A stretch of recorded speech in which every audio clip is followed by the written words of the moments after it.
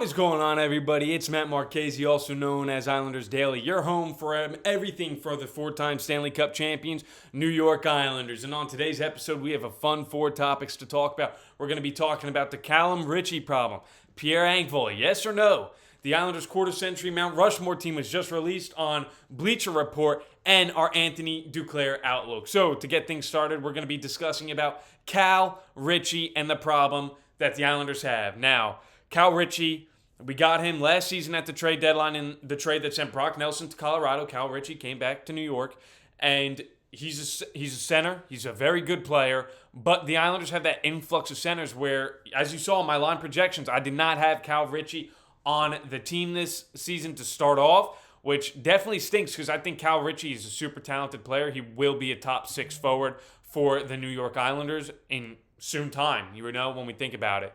But to start the year, Cal Ritchie will not be on the team, and it hurts. It hurts, He does have NHL experience, though, Cal Ritchie. In 7 games with the Avalanche, he had 1 goal. Funny enough, that 1 goal came against the Islanders.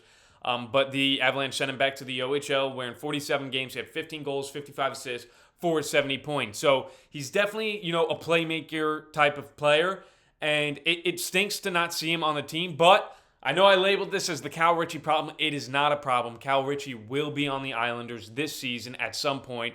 With injuries happen, Cal Ritchie can slot in there. And of course, if the Islanders are out of the playoffs come, trade deadline time, we could see players like Pajot being traded at the deadline where Ritchie will take that spot and fill it full time and probably never look behind him because he'll be on that team for the rest of the time as long as he's on the Islanders. Hopefully his whole career. But yeah, I know I labeled it a Cal Ritchie problem. It's just disappointing that, we have such a touted prospect who is ready to play in the NHL, and he won't be on the team this season to start it at least. So it's going to be a waiting game. Cal Ritchie will eventually make the jump and play on the Islanders, and I'm excited to see when Cal Ritchie's there. The Islanders have a lot of young guys now in the system, something that we haven't had. We haven't had prospects in forever, so it's like a whole new team. We're turning the chapter or we're turning the page, getting to the new chapter. So sooner or later, Cal Ritchie will be on the team this season. It just won't be to start it off, but we'll get to see how he looks in preseason hockey, training camp, and all that. So everybody should look forward and keep an eye on Cal Ritchie, follow his AHL stats. And I know people always say, keep our prospects away from Bridgeport, but Bridgeport was completely rehauled. It's a brand new team and coaches and everything. So I think it's okay sending Ritchie there, get him the experience, and get him ready to come up to the NHL. So jumping from there, now we will talk about Pierre Engvall. And I got a comment yesterday talking about Pierre Engvall in it, and Pierre Engvall was not on my line projection. And this is going to sound horrible, but I kind of completely forgot Pierre Engvall was even a player on the Islanders. That shows how much he has done for us since coming over from the Maple Leafs at that trade deadline. Now, at that first trade deadline when he came over in 18 games played, he had 9 points, 5 goals, 4 assists, and he's like, wow, this guy looks solid. And then he got signed to that ridiculous contract by Lou Lamoriello. And then 2 years ago, 74 games, 10 goals, 18 assists for 28 points. And then last year, 62 games, 8 goals, 7 assists, 15 points. And this is Pierre Engvall, yes or no? What is Pierre Engvall's role on this team this year? And simply, I don't think he has a role on this team. I think he'll be sitting up in the press box for all 82 games, again, bearing injury, but I would rather see other players play instead of him because you know what you'll get from Engvall. You'll get a soft player. You'll get a soft player who maybe scores a goal here and there, but he's not able to push the Islanders over the line. Sometimes it seems like he doesn't care, and that's what makes it so tough about Pierre Engvall. I don't think we will see him really play. I think he'll be in the press box, and who knows, he might even get sent down to the minor leagues. But for Pierre Engvall, he really has no role on this team. It's definitely tough, but I think, we have new GM who I'm sure want to try and offload that contract as soon as possible, but you'll probably have to give stuff to offload it. It's just tough because Pierre Engvall has been nothing but a disappointment since joining the Islanders. I know if you were to go on social media, Islander fans all around get frustrated easily with Engvall, and I can obviously see it. But I feel bad. I really do. I wish Engvall would have worked out because he looked great when he first came over to the team. I mean, he is only going to be 29 years old this year, but still, the role for him. I just think the Islanders want to go a different direction, and I think it's probably for the best if each of them go a different direction. So we'll see. I don't really see a role Engvall has. He might play a couple games here and there for the team. He might be in the minors. He might be in the press box, but I'm going to take a wild guess and say that he'll be in the press box watching most of the games as a healthy scratch. So jumping from there, yesterday, the Islanders' quarter century team was released by Bleacher Report. They put their Mount Rushmore of players for quarter century. And, a lot of Islanders fans did not agree with the quarter century team Mount Rushmore because we had John Tavares on the list. I know everybody's feelings about John Tavares. We had Brock Nelson, Anders Lee, and Matthew Barzal. People are saying this list is horrible. This is the worst Mount Rushmore you could ask for. Get Tavares off there. And I'm here to say, unfortunately, John Tavares does deserve to be on that Mount Rushmore. And I think every player there deserves to be on that Mount Rushmore. Maybe, Anders Lee, and it's tough. Anders Lee, I think, should definitely be there as he's been a huge part of the franchise.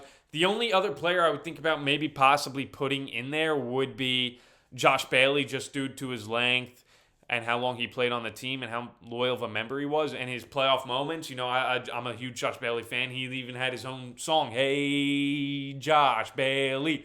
Ooh, I want to know, would you score a goal? So he had his own song, Josh Bailey, but unfortunately, he didn't get put on that. I would maybe think about putting him there, but who's he really going to replace? I know people said get Tavares off that list, but you can simply not get Tavares off that list. He still remains the Islanders' 5th all-time point producer with 621, only trailing Brian Trottier, Mike Bossy, Dennis Potvin, and Clark Gillies.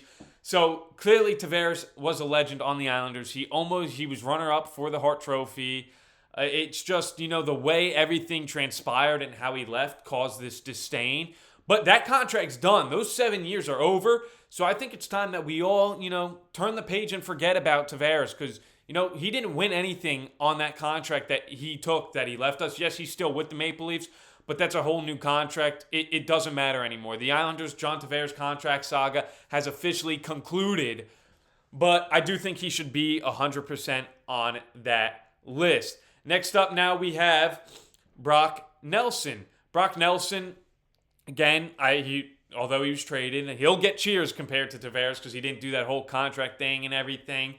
So, Brock Nelson was drafted 30th overall in 2010, and, he's everything you could ask for. One of the most consistent players on the team. He sits 5th in all-time franchise goals, 295 goals, one above another person or not one goal above, but one spot above another player who's on this Mount Rushmore in Anders Lee, and because Anders Lee is 6th place in franchise goals. But Brock Nelson, again, 100% deserves that spot for how much he contributed to the team. And, despite he left in that trade, he told the Islanders that he wants to explore his options in free agency. He did. We understood that and traded him, so he'll get a heavy hand of cheers. People will be happy when he returns to Long Island. And, Brock Nelson deserves that spot. Again, now we have Anders Lee. Lee is the captain of the New York Islanders. I know a lot of people sometimes get frustrated with Lee and everything, but he is a true leader, a true captain. We see it off the ice. We see it on the ice. He's always there. He's always working hard. And Anders Lee, he's 6th. He sits 6th all time in goals for the Islanders, 289. Like I said, Brock Nelson is number 5. Anders Lee is number 6. So the two of them obviously should be there. They're in elite company for the Islanders franchise. And hopefully, like I said, I think Anders Lee has a year in him where he can score 30 goals this season.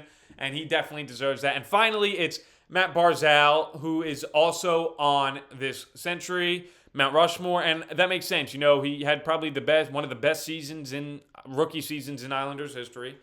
I know that, times are different with, in the past 80s to now and all that junk, and points are harder to score there. Who cares? Barzal had an amazing rookie season for the Islanders where he did win the Calder Memorial Trophy.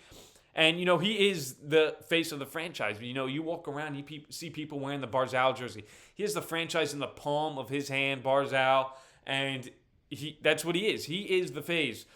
He has faced injuries in recent times, but still, he's an electric player. I'll never forget that in between the legs goal he scored against Buffalo. He's electric when he's healthy and he is playing.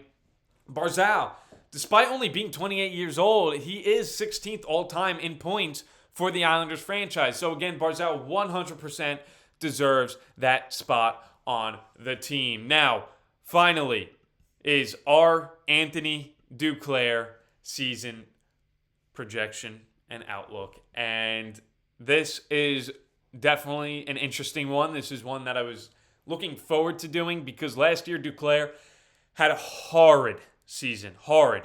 You couldn't ask for a worse year if you were Anthony Duclair or the Islanders. In 44 games, he had 7 goals, 4 assists for 11 points. Now, we know Duclair injured his groin. I think he still rushed back from that injury to try and help the team out when he definitely should not have. We saw Patrick Waugh kind of publicly humiliate Anthony Duclair. And it's been tough. It has been tough for Anthony Duclair that last season. He stepped away from the team. Waugh has, in the summer, notified the people that he does plan to apologize to Duclair. I'm sure they already have apologized, but he said he wanted to do it in person and personally and not in front of the world like how he kind of humiliated him. So Duclair was what I would like to call a horrible season. And it's tough to do the outlook on him because I know I have been optimistic with Lee and Siplikov, not Ryan Pollock. But it's just so hard, to see. His career high in points is 58 points back in 2021-22 with the Florida Panthers. But it's so tough. He's only hit 40 points 3 times, and then the 50 points 1 time. I guess 40 points 4 times if you include that 50-point season. Only the 50-point 1 year. But I just don't see how we're going to get that Anthony Duclair. We'll get more than 11 points out of Anthony Duclair, I hope. I'm knocking on wood here. But I think we will see Duclair have around 20 points this season, maybe 10 goals, 10 assists, because I do have him lower on my line projection now. However, I could be proven wrong. Anthony Duclair could come out blazing, wanting to prove something and put up his 40 points that he has before. Who knows? I don't think he'll hit 50. Who knows? He could possibly hit that 40 points he has, but I just don't see that. I think he'll hit around 20 to 25 points, Duclair, 10 goal mark maybe, and 15 assists. I think that's more of what we're looking for in Anthony Duclair season. Now, I hope I'm wrong. I hope that I should have taken the optimistic route here with Duclair. However, I kind of stood grounded with Duclair here.